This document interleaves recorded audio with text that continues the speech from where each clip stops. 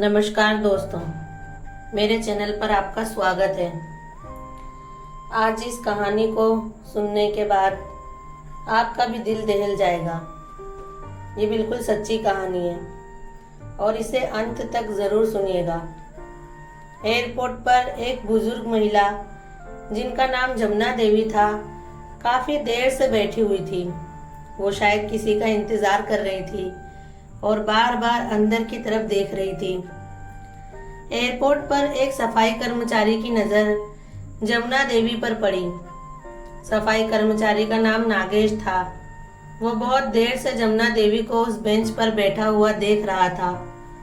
फिर नागेश जमुना देवी के पास आया और बोला, माँ जी, आप बहुत देर से यहाँ बैठी हैं। आप किसके साथ आई हैं?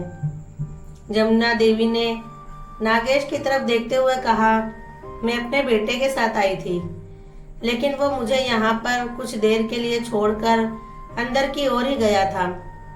तभी से बैठे बैठे मैं उसकी राह देख रही हूँ।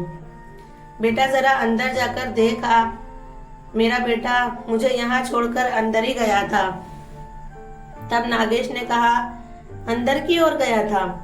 फिर तो वो प्लेन में बैठकर चला गया होगा, लेकिन फिर भी मैं देख कर आता हूँ।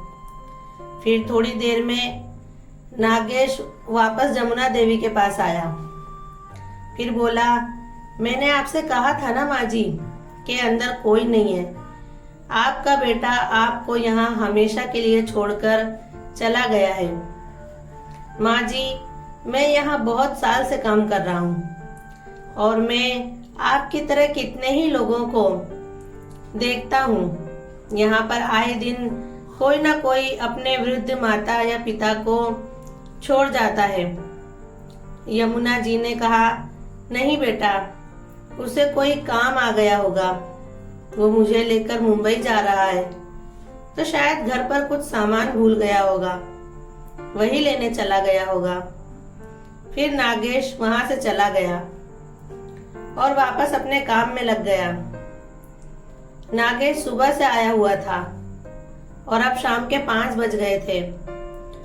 अब उसके जाने का वक्त हो चुका था, लेकिन घर जाने से पहले नागेश जमुना देवी के पास आया और उनसे पूछा कि माँ जी, आपको भूख लगी होगी, मैं आपके लिए खाना ले आता हूँ। तब जमुना देवी ने कहा, नहीं बेटा, मुझे भूख नहीं लगी है। भला हो तेरा जो तूने मुझे खाने के लिए पूछा। तब नागेश ने कहा, माँ जी, अभी थोड़ी देर बाद अंधेरा हो जाएगा। अगर आप चाहें तो आप मेरे साथ मेरे घर चलिए।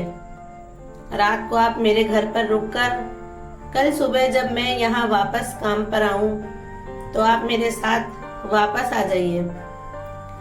तब जमुना देवी ने कहा, लेकिन बेटा, अगर मैं तेरे साथ चली जाऊंगी तो फिर मेरा बेटा मुझे लेने यहाँ आया और मैं उसे नहीं मिली तो फिर वो मुझे कहाँ ढूंढेगा। इसलिए मुझे यहीं बैठकर मेरे बेटे का इंतजार करने दे। तब नागेश ने कहा कि ठीक है माँ जी, जैसी आपकी मर्जी, लेकिन मैं अपने एक सह कर्मचारी को कह कर जाता हूँ, वो आपका ध्यान रखेगा। अगर आपको कुछ चाहिए हो तो आप उससे बोल दीजिएगा, लेकिन अभी आप ये शॉल रख लीजिए। यहाँ पर रात गए बहुत ठंडी लगती है। माँ जी, तो आप इसे ओढ़ कर रखना, वरना आपको बहुत ठंड लग जाएगी।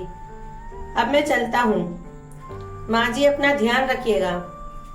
तब जमुना देवी ने नागेश को कहा, जीता रहे बेटा, और फिर नागेश वहां से चला गया। जमुना देवी उस बेंच पर बैठी बैठी अपने बेटे की राह देख रही थी और दूसरे दिन की सुबह भी हो गई और रोज की तरह नागेश अपनी ड्यूटी पर आया। लेकिन जब उसने माँ जी को उसी बेंच पर बैठा देखा तो वो दुखी हो गया। जैसे ही वो जमुना देवी के पास जाने के लिए बढ़ रहा था, उतनी देर में वो बेंच पे से नीचे गिर गई। लोग दौड़कर जमुना देवी के पास जमा हो गए और उन्हें उठाने लगे। इतने में ही नागेश भी वहां पहुंचा और जमुना देवी को उठाकर बेंच पर लिटाया।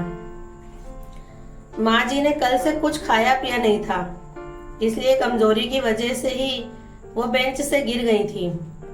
नागेश ने खाने का पार्सल लिया और माँ जी को खाना खिलाया, लेकिन माँ जी थे जो वहां से हटकर कहीं भी जाने को तैयार नहीं थे। उन्हें पूरा यकीन था कि उनका बेटा वहां आएगा और उन्हें लेकर जाएगा, लेकिन एयरपोर्ट वालों ने अब माँ जी को वहां से जाने को कह दिया था। नागेश की ड्यूटी पूरी हो गई और वो माँ जी को इधर उधर तलाश करने लगा था, लेकिन माँ जी की उसे कहीं दिखी नहीं। नागेश एयरपोर्ट से थोड़ी दूर पर ही एक सुनसान जगह पर बैठ गया और अपनी माँ को याद करने लगा।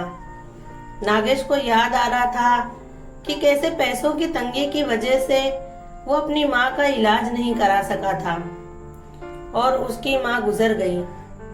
आज नागेश जमुना देवी में अपनी माँ को देख रहा था और उसे घृणा हो रही थी जमुना देवी के उस नालायक बेटे से कि कोई अपनी माँ को इस तरह से एयरपोर्ट पर छोड़कर कैसे जा सकता है। नागेश इतना सोच ही रहा था कि उसे सामने के हल्के हल्के अंधेरे में से कोई आता हुआ दिखा। वो जमुना देवी ही थी जो एयरपोर्ट से निकलकर इधर उधर भटक रही थी।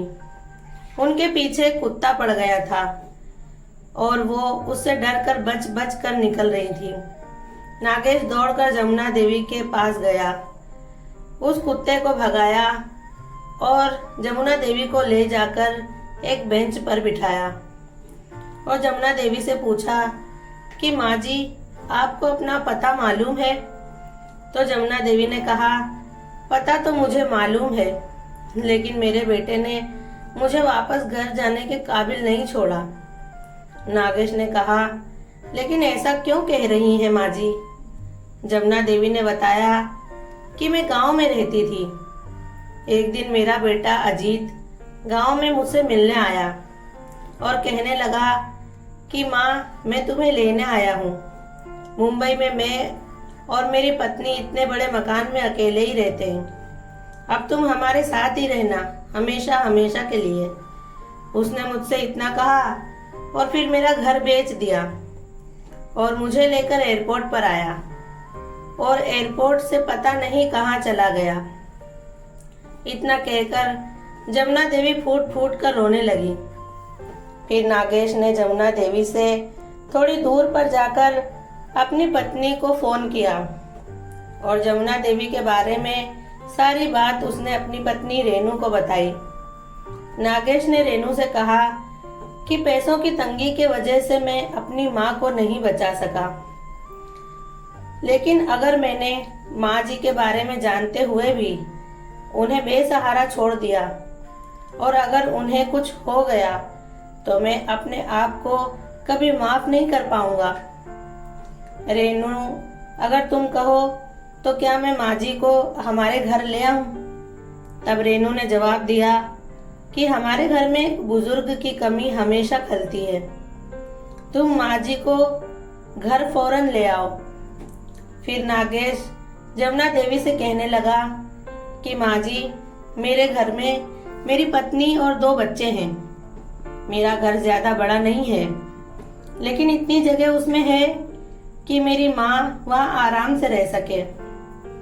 माँ जी, मैंने आपको जिस दिन से देखा है मुझे अपनी माँ की बहुत याद आती है। कृपा करके आप मेरे साथ मेरे घर चलें, जहाँ अपने ही कोख से जन्म देने वाले बेटे ने एयरपोर्ट पर जमुना देवी को बेसहारा छोड़ दिया था, वहीं उन्हें नागेश अपने घर चलकर रहने को कह रहा था। ये देखकर जमुना देवी की आंखों में आंसू आ गए और वह जोर जोर से रोने लगी और नागेश के साथ उसके घर चली गई। नागेश की पत्नी रेनू एक समझदार औरत थी। उसने जैसे ही जमुना देवी को देखा तो सबसे पहले तो बड़े आदर सत्कार से उसने उन्हें घर में बुलाया। फिर रेनू ने जमुना देवी के पैर छूकर आशीर्वाद लिया। जमुना देवी ने नागेश का घर देखा तो वो बहुत छोटा था। जमुना देवी कहने लगी नागेश से कि बेटा, तू मुझे किसी वृद्धाश्रम छोड़ा। मेरी वजह से तुम लोग परेशान हो जाओगे। ये सुनकर नागेश की पत्नी रेनू बोली, नहीं माँ जी, ऐसा मत कहिए। भले ही हमारा घर छोटा है, लेकिन हमारा दिल छोटा नहीं है। आप निश्चिंत होकर इस घर में रहिए। इस घर में आपको कोई तकलीफ नहीं होगी।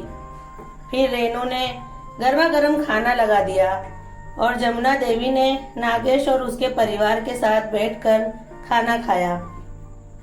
नागेश सुबह होते ही नौकरी पर चला जाता और उसके दोनों बच्चे स्कूल चले जाते थे। फिर रेनू और जमुना देवी ही घर पर अकेले रह जाते। जमुना देवी रेनू को अपने बहू बेटे के बारे में बताती और रेनू भी अपने मन की हर बात उन्हें बताती। जमुना देवी के आने से रेनू को बहुत सहारा हो गया था, जैसे कि मार्केट से सब्जी ला देना, बच्चों का ध्यान रखना, घर के थोड़े बहुत कामों में हाथ बटाना जैसे छोटे मोटे काम जमुना देवी रेनू के साथ करवा लेती थी। एक दिन जमुना देवी ने नागेश से कहा कि बेटा, तू मेरे लिए कोई काम ढूंढ ले। मैं भी काम करके तेरी थोड़ी बहुत मदद करना चाहती हूँ। ये सुनकर नागेश ने कहा, नहीं माँ जी, क्या अगर मेरी जगह आपका सगा बेटा होता तब भी आप यही कहते? ये घर आपके बेटे का है और मैं हूं ना पैसे कमाने के लिए, तो आप क्यों बाहर काम करने जाओगी? और अगर कोई तकलीफ आई भी तो रेनू है ना, रेनू कोई काम देख लेगी। तब रेनू ने कहा, माँ जी, पहले से ही आप घर का कितना काम करती हो, अभी इस उम्र में आप काम करोगे, ये गलत बात है। ऐसा कहकर आप हमें पराया मत कीजिए। जमुना देवी रेनू की बात सुनकर नागेश और रेनू को खूब आशीर्वाद देने लगी और भगवान का धन्यवाद किया। एक दिन जमुना देवी बाजार से सब्जियां लेकर घर आ रही थी तो उन्होंने देखा कि एक 15-16 साल का लड़का हाथ में माइक लिए चिल्ला रहा था कि लॉटरी की टिकट ले लो और करोड़पति बनो। तब माँ जी ने उस लड़के से पूछा कि क्या इस लॉटरी की टिकट को खरीदने से करोड़पति बन सकते हैं? तो लड़के ने जवाब दिया, जी माँ जी, अगर आपका नंबर लग गया तो आपको इनाम जरूर मिलेगा। जमुना देवी ने 20 रुपए का टिकट खरीदा और घर आ गई।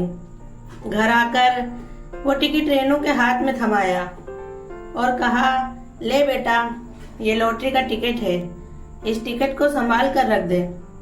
शायद भगवान की कृपा से हमारी लॉटरी लग जाए और हम करोड़पति बन जाएं। लॉटरी के टिकट को देखकर रेनू ने कहा, अरे माँ जी, आप भी कहाँ इन सब चीजों में विश्वास रखती हैं?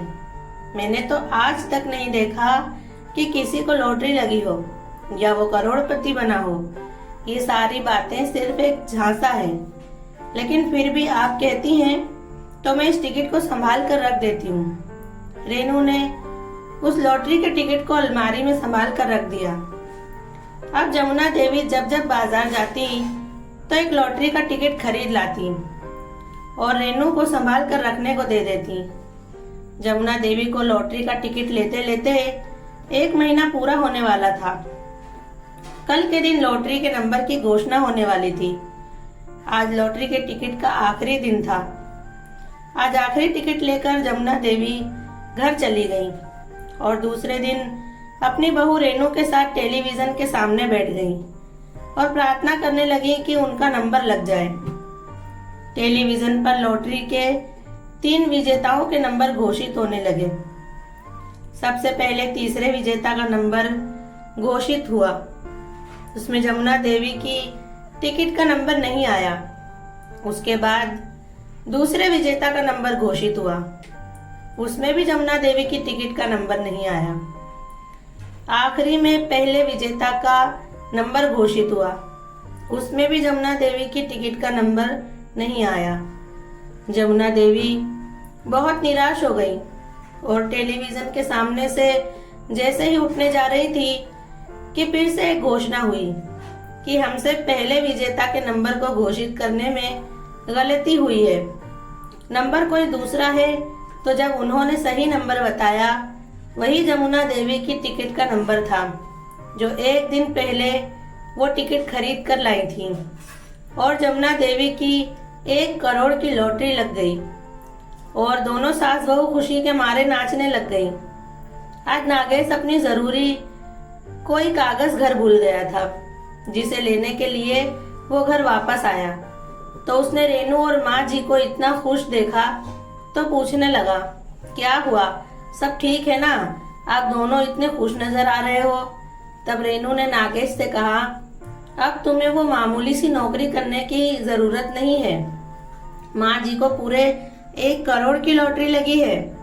तब जमुना देवी ने कहा, हाँ बेटा, चल हम ऑफिस पर जाकर इनाम की रकम ले आते हैं। ये सुनकर नागेश भी बहुत खुश हो गया। फिर जमुना देवी और रेनू को साथ लेकर लॉटरी के ऑफिस पहुंचा। वहां उन्हें उनके इनाम की पूरी रकम मिल गई। नागेश वो रुपए लेकर घर आया और इस खबर को टेलीविजन पर दिखाया जा रहा था। टेलीविजन पर जमुना देवी को देखकर उनके बेटे ने उन्हें पहचान लिया और इनाम के पैसों की लालच में जमुना देवी को ढूंढते हुए लॉटरी ऑफिस पहुंचा। वहां से उसे नागेश का जो पता मिला उस पते पर वो पहुंचा तो उसने घर पर ताला देखा। मोहल्ले वालों से पूछने पर पता चला कि वो लोग यहाँ से एक बहुत अच्छी सोसाइटी में शिफ्ट हो चुके हैं और मोहल्ले वालों से उस जगह का पता लेकर जमुना देवी का बेटा नागेश के घर पहुंचा। उसने दरवाजा खटखटाया। छुट्टी का दिन होने की वजह से नागेश घर पर ही था और रेनू अपने कमरे में थी। दरवाजा जमुना देवी ने खोला। दरवाजा खोलते ही जमुना देवी की आंखें फटी की फटी रह गईं। उन्होंने दरवाजे पर देखा कि उनका बेटा आया हुआ है। दरवाजा खुलते ही जमुना देवी का बेटा अंदर घर में घुस आया। इतना आलीशान बंगला देखकर उसकी आंखों में लॉटरी की रकम को लेकर और ज्यादा लालच होने लगा। जमुना देवी ने उसे कहा कि अब तू यहाँ क्या लेने आया है। तब उनके उस बेशर्म बेटे ने कहा, चलो माँ, मैं तुम्हें घर ले जाने आया हूँ। ये सुनते ही जमुना देवी ने कहा, बेशरम, तुझे जरा भी शर्म नहीं आती। आज तूने देखा कि मुझे 1 करोड़ की लॉटरी लगी है तो उस लालच में तू मेरे पास आया है। अपनी बूढ़ी माँ को एयरपोर्ट पर अकेली छोड़कर भाग जाने के बाद तू किस मुंह से यहाँ आया है। तब जमुना देवी के बेटे ने कहा, ठीक है, अगर तुम मेरी नीयत जान ही गई हो तो मुझे लॉटरी के वो पैसे दे दो, मैं यहाँ से चला जाऊंगा। तब जमुना देवी ने कहा कि मैं उस रकम में से तुझे फूटी कौड़ी भी नहीं दूंगी, यहाँ से चला जा। तब जमुना देवी के बेटे ने अपने जेब से चाकू निकाला और अपने गले पर रख दिया और कहने लगा कि अगर तुम मुझे लॉटरी की रकम नहीं दोगी तो मैं अपना गला काट कर अपने मौत के इल्जाम में तुम लोगों को फंसा दूंगा। तब जमुना देवी ने कहा कि तेरे जैसे लालची और स्वार्थी लोग कभी भी खुद की जान नहीं ले सकते, चल निकल जा यहाँ से। फिर जमुना देवी के बेटे ने नागेश को खींचते हुए नागेश की गर्दन पर चाकू रख दिया और कहने लगा कि माँ, अगर तूने मुझे वो पैसे नहीं दिए तो मैं तेरे इस मुंह बोले बेटे को मार दूंगा। ये देखकर जमुना देवी बहुत घबरा गई और उन्होंने आवाज लगाई कि बहू, जितने भी पैसे बचे हुए हैं और गहने हैं वो सब लाकर इसे दे दे, मैं अपने बेटे की जान जोखिम में नहीं डाल सकती। ये सुनते ही जमुना देवी का बेटा हंसने लगा और बोला, वाह क्या बात है, अपने सगे बेटे की जान की कोई परवाह नहीं और इस मुंह बोले बेटे के लिए लॉटरी की सारी रकम देने को तैयार है मेरी माँ।